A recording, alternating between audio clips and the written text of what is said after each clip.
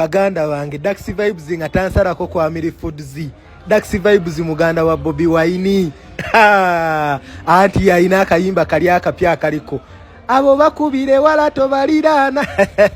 Yansazeeko. Yazze bubinyawo ngazze kulya ku lusaniya ate nga bazze kujaguza birthday ya muganda waabwe gwe bayita Super Bad bambi wa Firebase wuyu omula birthday boy gwe banaye bansazeeko bambi familia ya Firebase yo nayo n'okuveeka mocha ezempererwe kwa Miri Foods awo nga beesunga olusaniya bitya baabo abanene mu ggwanga bonna baweddeyo. Walaba ngenjale baruma bityati ngorusani ya ruduse uyo birthday boy King Zale uli wali King Zale yayimba kali akayimba ati we batuka bagamba bebo bali abatufu bebo bansazeeko banayirero awo nga balinda kimuru sani yanga tebagala kuwuliriza bibozi byonna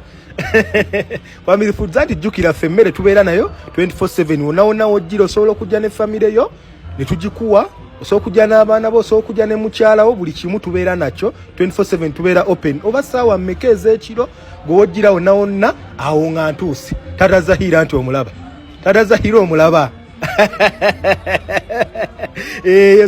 saawa ya sala tetuliyita sala abasiraamu na wali olaba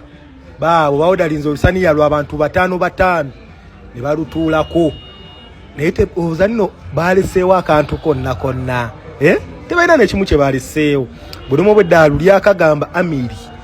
amiri kyoba omanya eyafumbye kapiraawo kane eyafumbye enkoko eno ettooke kyekyo lyaboobedde bulungi buli kimu kiri tayaali buli kimu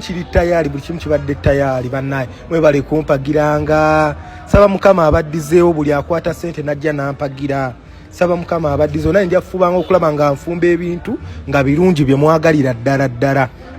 mubalabaawo nga basika ebifi by'ennyama n'enkoko birthday boy omulaba Super Bad omulaba Dax Vibes olwamaze bambi naawe omwana tiipu eyamukozeeko Badiru yamuwadde tiipu yamusiime n'amugamba weebale tukolako mu bwangu